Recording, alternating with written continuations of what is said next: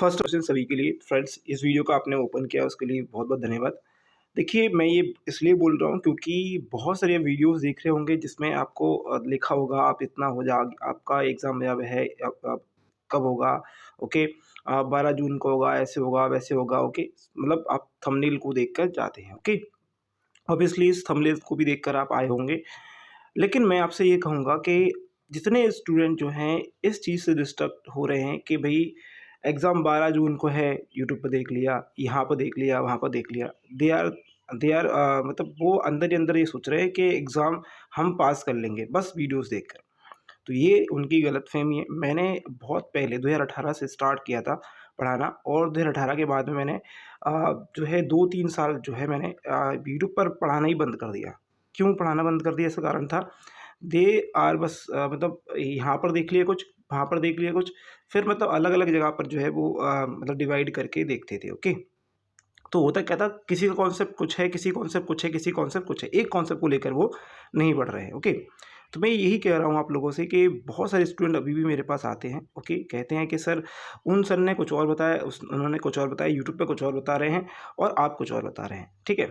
अब मेरा कहना ये रहता है कि भई देखिए, अगर आपको यहाँ अच्छा लग रहा है वहाँ जाकर आप जो है जिसकी बात सही लग रही है वो आप एक्सेप्ट कर सकते हैं।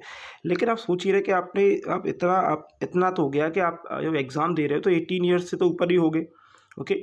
10th पास कर लिया है, ओके। और कई बच्चे तो है ग्रेजुएशन के बाद में जो है आप जो है ग्रुप डी का एग्ज़ाम दे रहे हो। मेरा कहना ये है, इतना तो आप कॉमन सेंस लगा सकते हैं कि कौन आपको जो है मतलब सही से जो है एक लाइन पकड़ के चलना है और कौन जो है आपको अलग-अलग मेथड जो है बार-बार बता रहा है जिससे आपका माइंड जो है डाइवर्ट हो रहा है, ओके।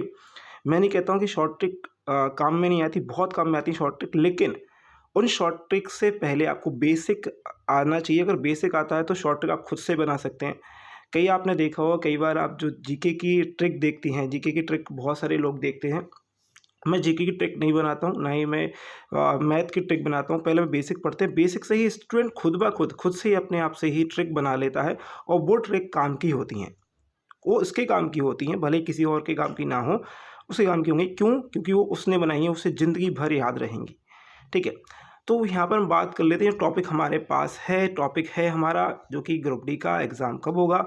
तो पहला तो मैं फ़र्स्ट ऑफ ऑल नोटिफ़िकेशन आपको दिखा देता हूँ। This is one of the notification जो कि वायरल है, ओके। और ये जो नोटिफ़िकेशन वायरल हुआ है, इसमें सीधे-सीधे लिखा है कि 12 जून से आपका एग्ज़ाम स्टार्ट होगा, 12 जून से 15 अगस्त तक, जो कि ग्रुप डी का लेवल 1 का एग्ज़ाम है, ओके।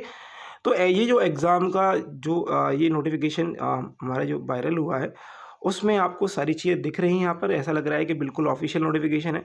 लेकिन ये ऑफ़िशियल नोटिफ़िकेशन नहीं है और एक कैलेंडर भी आया था, वो भी ऑफ़िशियल नहीं था। लेकिन आपसे बता दूँ कि आपका एग्ज़ाम लगभग जून के मिड में ही हो जाएगा, ओके। इतना ही है, लगभग मतलब कह सकते हैं कि ये जो अनऑफ़िशियल जो नोटिफ़िकेशन घूम रहा है, वो 90% सही हो सकता है, क्योंकि जून में एग्ज़ाम हो सकते हैं, ओके। मैं ये नहीं कहूँगा ये ऑफ़िशियल है, ये ऑफ़िशियल नहीं है, लेकिन आपका एग्ज़ाम जून में है। तो अभी चल रहा है आपका, ओके, मई चल रहा है, ओके, आपका चल रहा है मार्च, ओके, मार्च चल रहा है, 3 मार्च है, ओके। और जून में एग्ज़ाम है, यानी कि आपका 6 जून, यानी कि आपका यहाँ पर अगर हम बात करें, ये पूरा हमारा जो है लगभग आधा निकल गया है। तो हम ये बोल सकते हैं कि आपके 2 मंथ एंड 15 डेज़, यानी 60 और प्लस 60 प्लस आपका 15 डेज़ को मैं 10 डेज़ मान लेता हूँ, क्योंकि आपके बचे हुए डेज़ हैं वो उसमें जाएँगे, तो 70 डेज़ आपके हैं। अब इन 70 डेज़ में आप कैसे प्रिपरेशन कर सकते हैं, क्या प्रिपरेशन कर सकते हैं, वो हमें पता करनी है, ओके। फर्स्ट ऑफ ऑल तो ये है कि आपको अपना एक टाइम टेबल बनाना है, जो कि बहुत ही एक्यूरेट होना चाहिए और अपने मन से जो है, दिमाग से ये निकाल देना है कि हम कभी फेल होंगे, ओके। फेल तो होने ही नहीं है। क्यों नहीं होंगे? क्योंकि हमने पढ़ाई ऐसे है, ठीक है। अब याद रखना, माइनस मार्किंग की पहले की क्या होता है, जब स्टूडेंट पढ़ना स्टार्ट करता है तो दिमाग में रहता है यार उसमें माइनस मार्किंग भी है, 1/3 की माइनस मार्किंग है, एसएससी भी ज़्यादा माइनस मार्किंग है, बहुत सारे कंपटीशन है। कंपटीशन सिर्फ आपके लिए है, दूसरे स्टूडेंट के लिए नहीं है। क्योंकि दूसरा स्टूडेंट अगर आपसे अच्छा पढ़ रहा है तो उसके लिए आप कंपटीशन नहीं हो, आपके आगे वाला कंपटीशन है। तो आप ये सोच के पढ़िए कि आपके सामने जो बैठा है वो मेरा कंपटीशन नहीं है, क्योंकि मैं उससे अच्छा पढ़ रहा हूँ। कब पढ़ोगे अच्छा? जब उसको दिखाओगे, आप उसकी टाइम टेबल से अच्छा आप काम करोगे, ठीक है। तो ये आपका पैटर्न है। यहाँ पर बहुत इंपॉर्टेंट चीज़ बताता हूँ कि आपका एग्ज़ाम जो है वो 90 मिनट्स का तो है, लेकिन यहाँ पर जो रीज़निंग है वो 30 मार्क्स की है। कितनी है? 30 मार्क्स की है। और ये रीज़निंग जो है वो आपको बहुत बहुत ज़्यादा हेल्प करेगी, क्योंकि रीज़निंग में से अगर आप जो है इसको, मैं कह रहा हूँ इसको 20 से 25 दिन अगर आपने टॉपिक्स को अच्छे से रिवाइज़ कर लिया, कुछ टॉपिक्स हैं जो कि उनको रिवाइज़ कर लिया, तो आपका 110% यहाँ से आप 25 मार्क्स करोगे 30 में से। 30 में से 25 मार्क्स करोगे, जो कि आपका अगर आपको आ रहे होंगे तो 25 करोगे, नहीं भी आ रहे होंगे तो भी 20 कर ही लोगे, ठीक है, क्योंकि आपने प्रैक्टिस ही ऐसे करी है। आप मैथ की बात करें, यहाँ पर बच्चे 100 आउट ऑफ 100 लेकर आते हैं कई बार, ओके। तो आपको एटलीस्ट यहाँ से आपको 21 22 लेकर आने हैं, ठीक है। जनरल साइंस की बात करें, बिल्कुल यहाँ से भी जनरल साइंस में अगर हम बात करें, आप सबसे पहले जनरल साइंस में पढ़ना क्या है? जनरल साइंस में पहले पढ़ना है आपको साइंस, फिजिक्स से रिलेटेड, ओके। उसके बाद पढ़ना है बायोलॉजी से रिलेटेड, फिर उसके बाद पढ़ना है बॉटनी से रिलेटेड, ओके। तो ये 3 टॉपिक जो हैं वो आपको पढ़ लेना है, ओके। अब उसके बाद में आपका रह जाता है करंट अफेयर। करंट अफेयर की मैं बता दूं, देखिए करंट अफेयर का बहुत ज़्यादा जो है बोलबाला कर दिया है बहुत सारे लोगों ने, लेकिन मैं आपको बताता हूँ करंट अफेयर आप सिर्फ और सिर्फ वीक में 1 टाइम पढ़ें, संडे को पढ़ें। संडे को जो भी आप पढ़ेंगे वो पढ़ेंगे आप 2024 का, ओके। क्या पढ़ेंगे? 2024 का संडे को पढ़ेंगे, और हाफ आवर निकालिए, आधा घंटा निकालिए, रोज़ आधा घंटा निकालिए। किस लिए? करंट अफेयर का जो आपने पढ़ा वो रिवाइज करने के लिए, और आधा घंटा और निकालिए जो 2025 में इवेंट हुए हैं उससे रिलेटेड निकालिए। यानी कि आपको एक तो पूरा 1 घंटा देना है हफ्ते में पुराने वाले के करंट अफेयर को, और आधा घंटा देना है आपको उसी पुराने वाले को रिवाइज करने के लिए, और आधा घंटा डेली किस लिए देना है? आपको नया वाला पढ़ने के लिए, 2025 के लिए। तो 1 घंटा तो हमारा रिजर्व हो गया करंट अफेयर के लिए। 1 घंटा आपको देना है रीजनिंग के लिए। रीजनिंग पहले देखिए, याद रखिए, मैं आपको एक सबसे सिंपल सा चीज़ बताता हूँ। सभी लोग जो करते हैं बहुत जनरल है।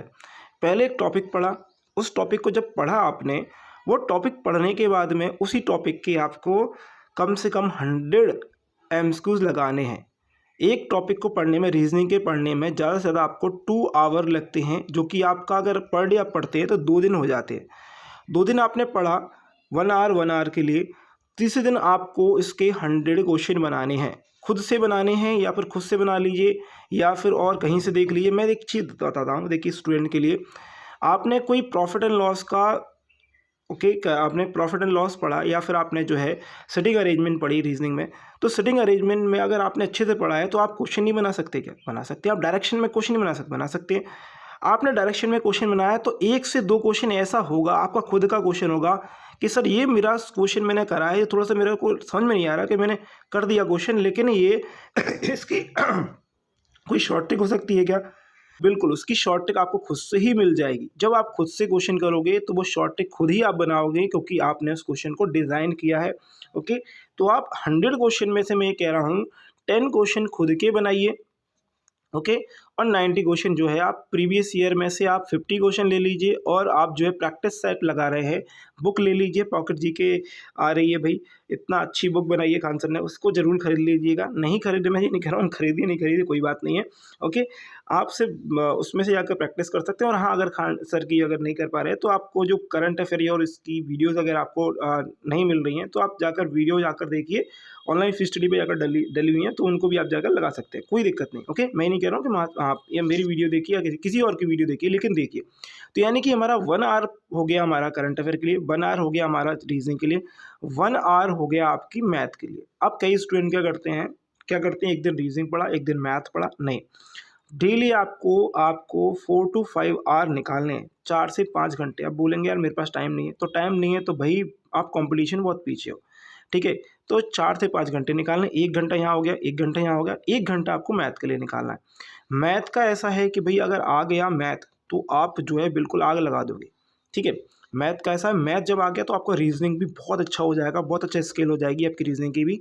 मैथ में आपको ऐसी मेहनत करना है कि मैथ में जो आपका बेसिक जो है रूल, बेसिक ये रूल ये कहता है, पहले बेसिक पढ़िए, तो उस बेसिक को बेसिक क्वेश्चन से करिए। उस बेसिक क्वेश्चंस के अब आप कर लिए आपने बेसिक क्वेश्चन, तो थोड़े से एडवांस क्वेश्चन कौन से लेने हैं जो आपको, आपने आपने कहीं पर भी जा रहे हैं, यहाँ पर भी आपने करे हैं, उन क्वेश्चन को करने हैं।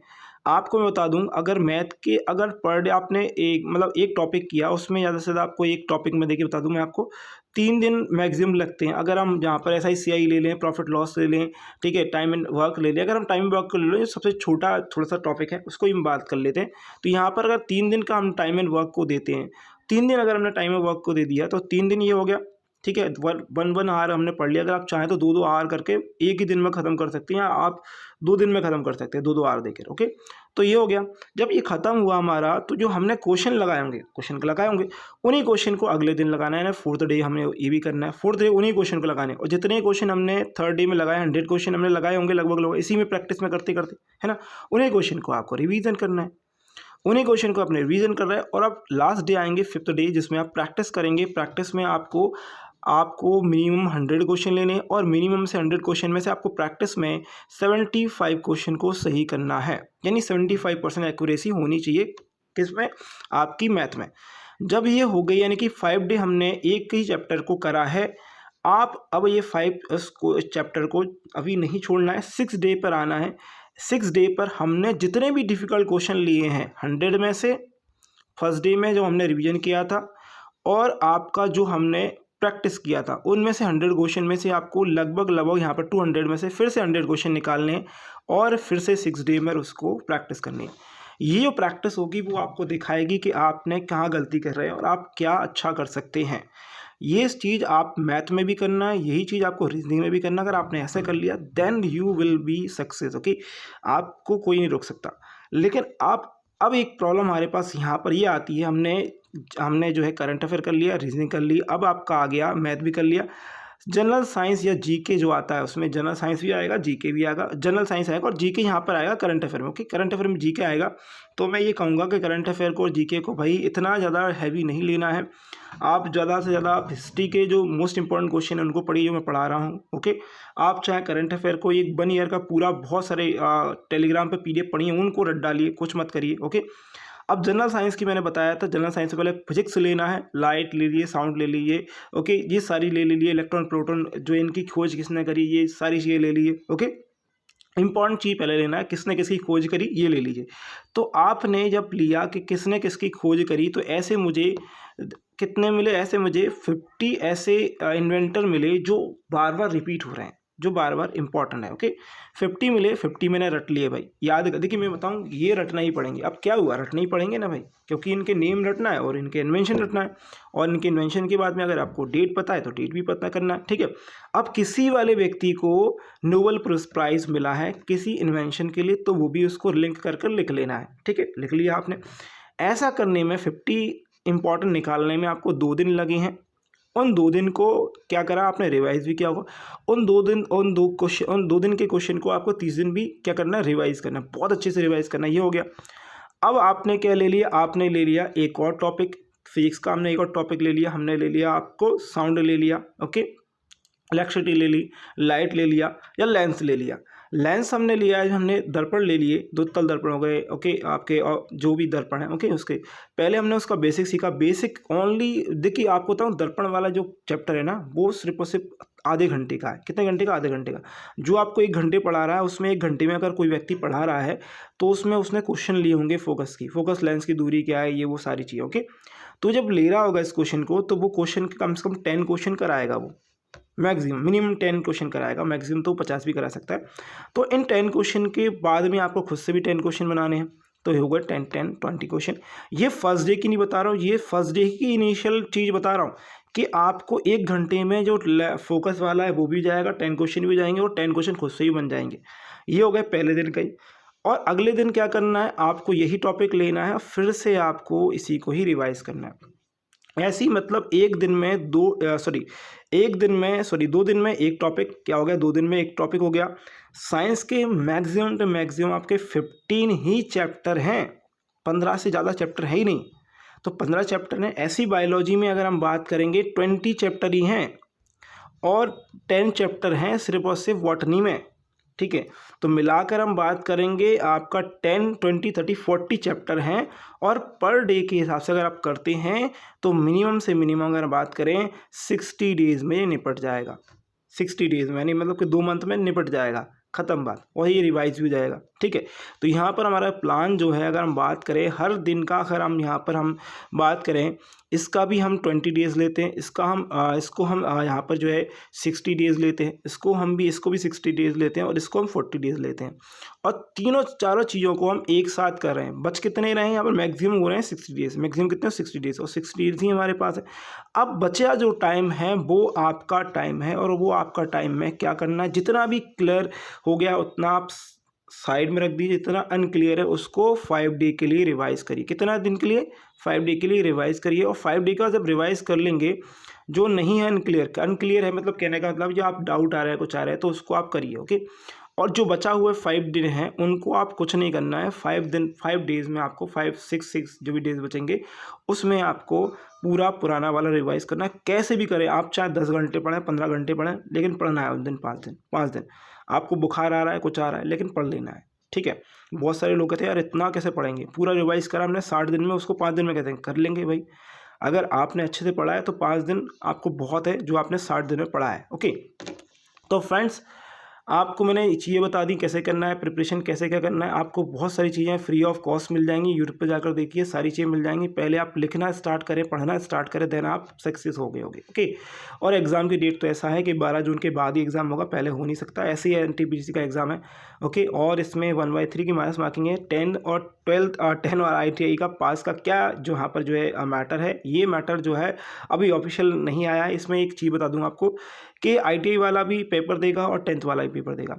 ITI वाले के को प्रायिकता मिलेगी, कहाँ पर मिलेगी, यहाँ पर वर्कशॉप होगी, यहाँ पर ITI का काम होगा, वहाँ पर मिलेगा। लेकिन 10th को जो है थोड़ी प्रायिकता कम मिलेगी, यानी है प्रोबेबिलिटी जो है उसकी चांसेस कम रहेंगे। लेकिन 10th के अगर अच्छे मार्क्स हैं 10th वाले बच्चे के, तो वो जो है ITI से अच्छे मार्क्स हैं तो उसको ज़रूर जो है ITI से पहले रखा जाएगा, ठीक है।